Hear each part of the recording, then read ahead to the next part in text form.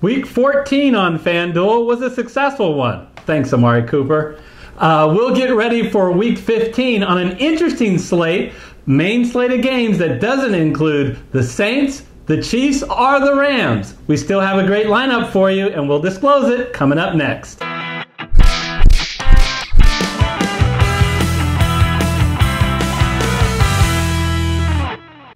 All right, let's take a look at Week 15 picks. Let's start at quarterback.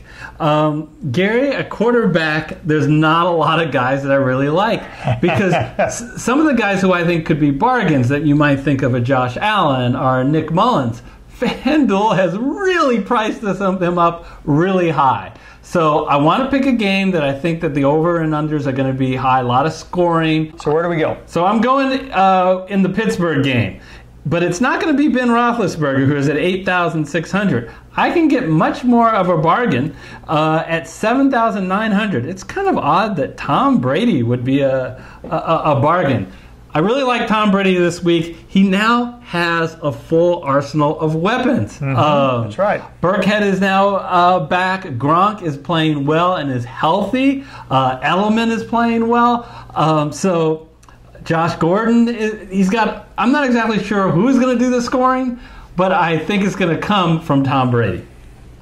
So I am going to go ahead and select Tom Brady as their anchor. And the good news there is Pittsburgh Steelers should do a lot of scoring too, so New England's going to have to keep up. I mean, part of that benefit is game flow, right? Because the New England offense, they're not just going to be able to, student body left here with Sony Michel or, short passes with James White. They're going to have to keep up with the Pittsburgh offense. So I think this is going to be a good week. You got to pick your spots with Tom Brady. But I think this is a good spot to pick. So let's move over to running back. And traditionally, you guys know, you've seen my videos, I believe it's either you want to find a big bargain at running back or you want to make sure that you got a guy that's going to get a lot of opportunities. And although I love Saquon Barkley and Ezekiel Elliott, they're a little too rich for my blood to pick this week, when I can get two other guys a little bit cheaper who I think have tremendous opportunity this week. And I am going to start with Jacksonville's Leonard Fournette at $8,200. Let's take a peek at what Leonard Fournette has actually done. He plays a Washington Redskin team, by the way, who just got trounced by the New York Giants. Tons of points against them. They're in real trouble. Their offense doesn't have it. They don't have a QB, so they're not sustaining drives. Adrian Peterson has not performed like he has in the past. So it's giving their opponent's offense to do a lot, and I expect Jacksonville will benefit from that. Jacksonville, you look at Leonard Fournette and what he's done. 25, 21, 24. And then the one bad week was last week at 5. What happened in that week? That week they played at Tennessee and they lost like 30-9. They got blown out. The game script was they weren't handing the ball off to Leonard Fournette in the second half. Well, I don't see that as a possibility this week, Gary, against Washington. No, that's right. I mean, pending game flow, Fournette is one of the most consistent running backs on the board. Why? Because Jacksonville is tied with Seattle for the highest percentage of run plays, in football. So you know he's going to get the touches. You know he can get the carries unless they fall behind by 21 in the second half, like I did against Tennessee. The great thing about Washington, you said it before, short fields. Short fields for the last 4 weeks in a row. Most of that is with, Mark Sanchez for the most part. Now Josh Johnson, the quarterback. They have literally statistically been a bottom 3 defense after being, slightly above average all season long, and it's all because of short fields. It's all because of the offense. When you are on the field for 70 to 85 plays a game and you're on defense, nobody can keep that up, certainly not the Washington Redskins. So, yeah, I think Fournette is in a great game flow situation, benefit of the short fields, benefit of a lot of touches. I love that pick. All right, so we will add Leonard Fournette, who's a 7.5-point favorite this week. Another running back who is also a favorite is Joe Mixon. Gary, what do you think about Mixon this week? Oh, I mean, for virtually the same reasons I love Joe Mixon. Anytime you go against the Oakland Raiders and you're a running back, you're in a fantastic situation. They are 31st against the rush, so you know he's going to get a lot of touches. Now, of course, Mixon catches the ball in the backfield, too. So while he's probably due to get about 20 or so carries against the Raiders, because not only that's more than typically the amount of carries he'll get for Cincy, but that is typical about the amount of carries that the Raiders cede to the number one running back. He'll probably also get 5 to 6 targets. That's good for at least 3 to 4 catches. Bottom line is, rare is the running back that can't get at least 100 yards against the Raiders, and the ceiling is so high, especially because you know that Cincy's going to be able to score against the Raiders. And since they don't have Green, they're really going to be relying on, say, Boyd from a receiver and Mixon from a receiver and running back. So when they score, it's likely to be one of those two. I just think it's too good of a situation to pass up, too good of a value at $700 to $800. You got to pick Joe Mixon in this situation. 31 touches last week, Gary. I think they're relying upon him not just because Green is out, but because Andy Dalton is out, and they need to rely on the run more. And Oakland is forgiving about that. Wide receiver. You know what? The guy who saved us last week, Amari Cooper, is going to get the start again. The number one reason he's going to get the start is some reason FanDuel didn't up his price substantially.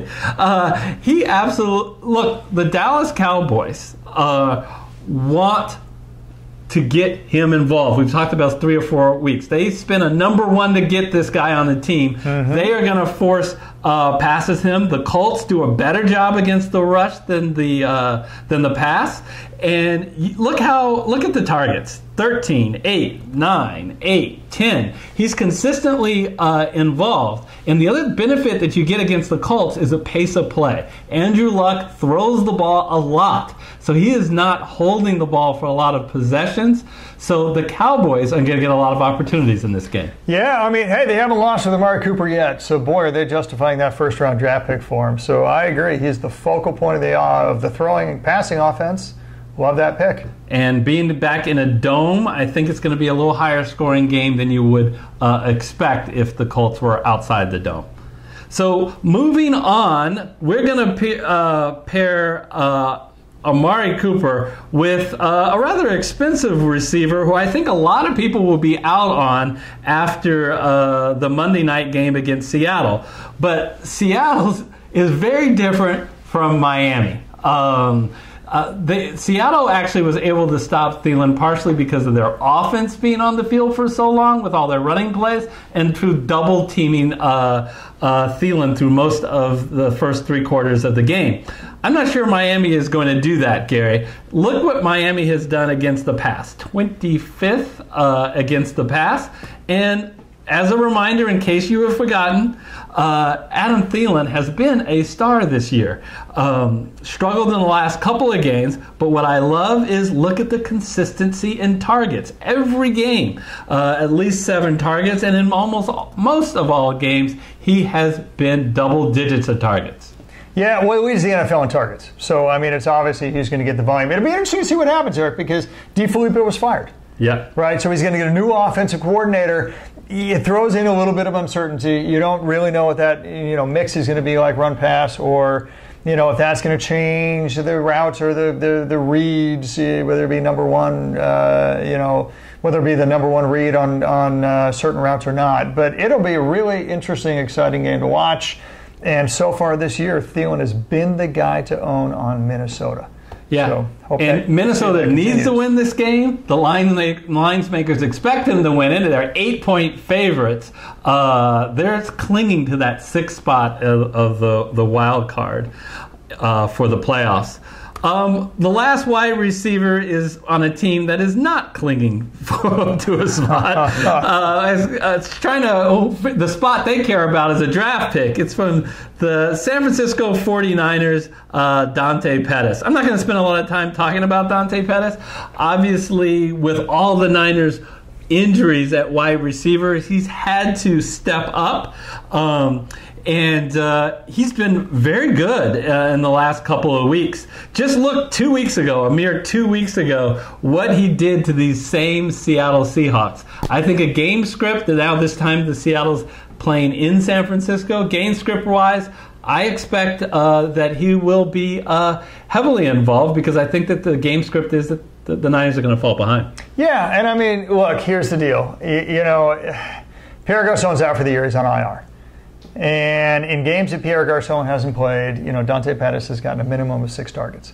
So he's going to get the volume. And it's surprising, Eric, to see guys that are only $5,500 when you know that they're going to get at least 6 or 7 targets with, a possibility of more, because they should be behind most of the game. Yeah. So, pace of play probably goes against Seattle because they run so much. Absolutely. But I like the ceiling on Donte Pettis a lot for $5,500. All right. So now we're going to move on to tight end. And we got a little over $5,000 per player to spend, and we'll save some on defense.